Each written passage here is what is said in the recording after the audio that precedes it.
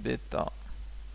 Donc ça va nous donner un demi de la constante petit e fois grand E sur m fois t au carré plus bêta prime. Et les constantes alpha prime et bêta prime sont déterminées à partir des conditions initiales. On détermine alpha prime et bêta prime à partir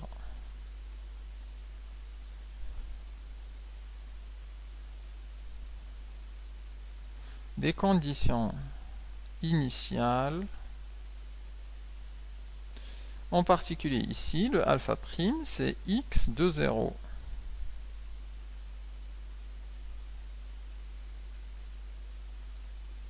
Et le bêta prime, c'est égal à y à l'instant 0.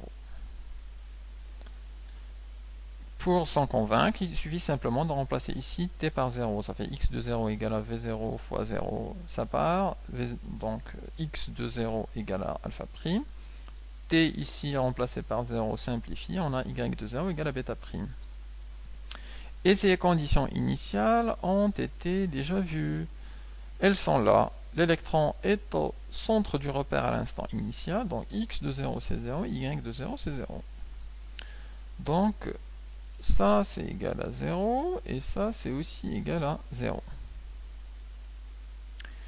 Donc on peut donner les équations horaires directement sans les alpha prime et bêta prime puisqu'ils sont nuls. Ainsi, on a x de t égale y de t égale. Alors pour le premier, c'est v0 fois t. Et le y de t, c'est 1 demi de petit e fois grand E sur la masse de l'électron fois t au carré. Et en remplaçant u sur E par U sur D, ça va nous donner un demi de E fois la tension U sur D sur M fois D fois T au carré. Ce sont les équations horaires du mouvement. Les équations horaires.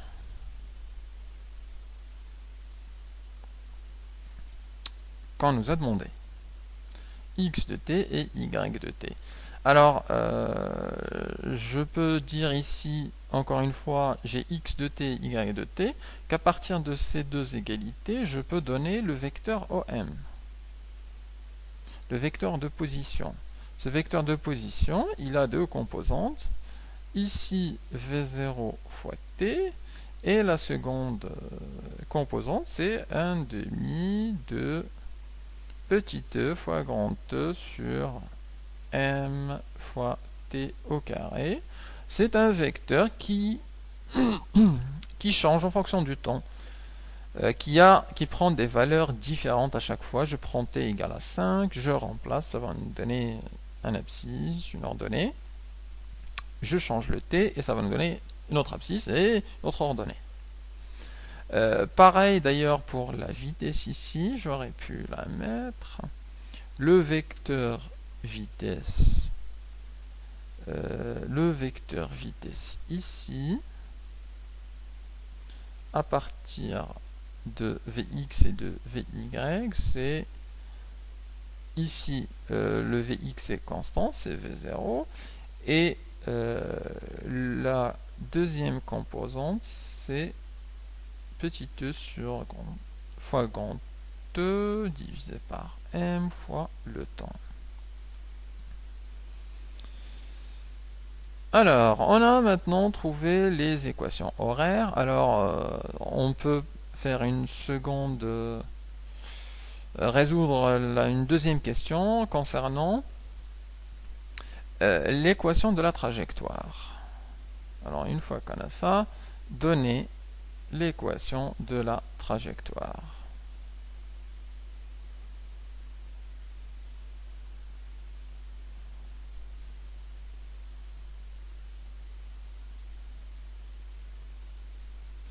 Qui dit équation de la trajectoire dit y en fonction de x. Alors pour ça, on utilise ces deux équations. On va d'abord extraire le temps dans la première et on va le remplacer dans la seconde. Si j'appelle celle-là l'équation 1, là l'équation 2, alors d'après l'équation 1, on peut passer le V0 à gauche, ça va nous donner x de t sur V0 égale à t. On connaît maintenant la variable t, on peut l'injecter dans la seconde équation. Donc on va dire 1 dans 2, ça va nous donner y de t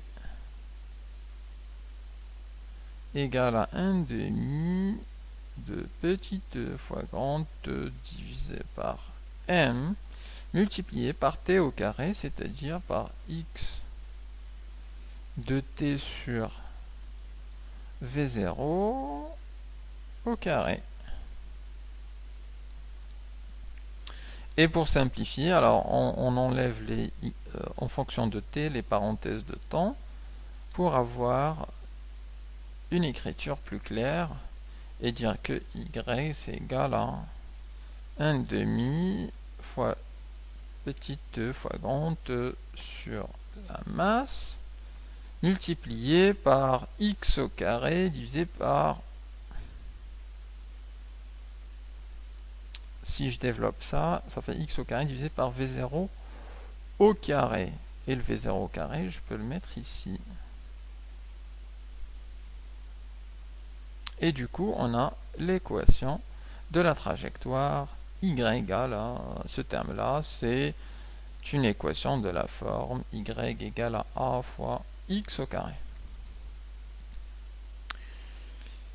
Alors, une dernière question concernant le mouvement, c'est, on la retrouve de temps en temps dans les exercices, comment trouver le point de sortie.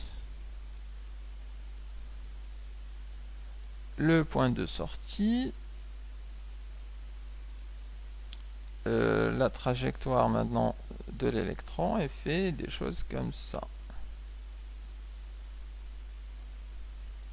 Et à un certain moment, ça sort d'entre les deux plaques. On note ce point de sortie S.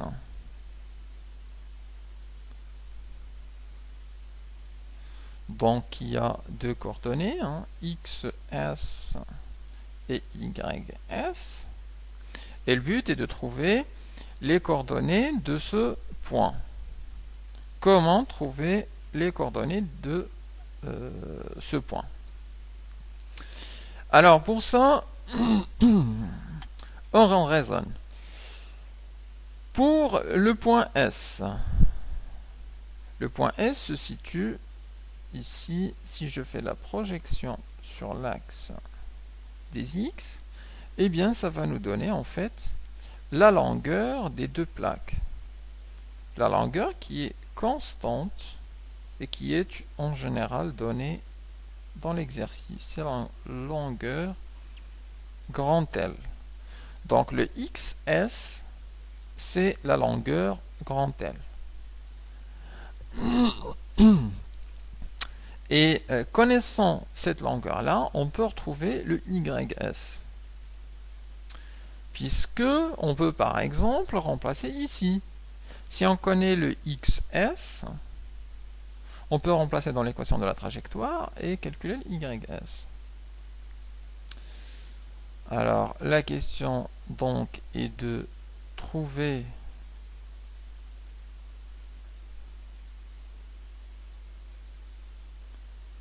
les coordonnées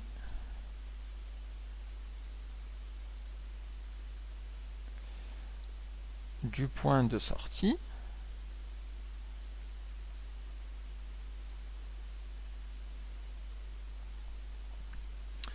D'abord, on va dire que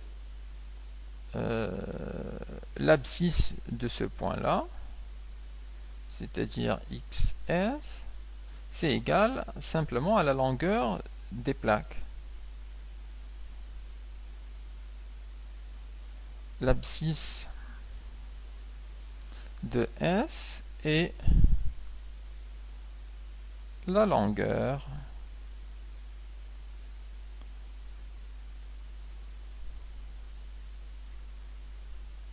des plaques L.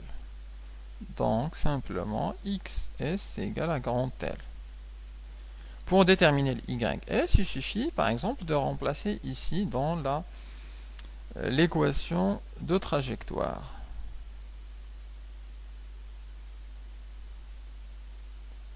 L'ordonnée YS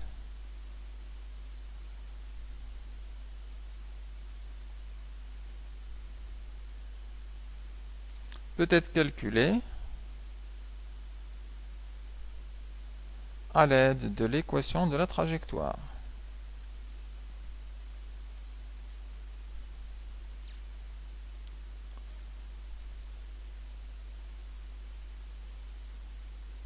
De la trajectoire qui est celle-là, donc équation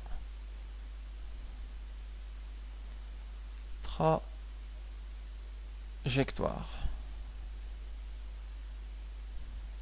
Donc il suffit de remplacer, alors du coup on aura YS égale à 1/2 de E fois grand E sur M fois V0 au carré fois XS au carré. Pourquoi je peux remplacer dans l'équation de la trajectoire? Eh bien, tout simplement parce que le point S appartient à la trajectoire. Ce point S, l'électron, en se déplaçant, passe par le point S. Donc ce point S, il appartient à la trajectoire. Donc XS et YS vérifient bien l'équation de la trajectoire. Donc je peux prendre cette équation et remplacer X par XS et Y par YS. Et du coup, une fois fait comme ça, il faut remplacer XS par L et puis on a la valeur souhaitée. Ça fait E, petit e fois grand E divisé par M fois V0 carré fois L au carré.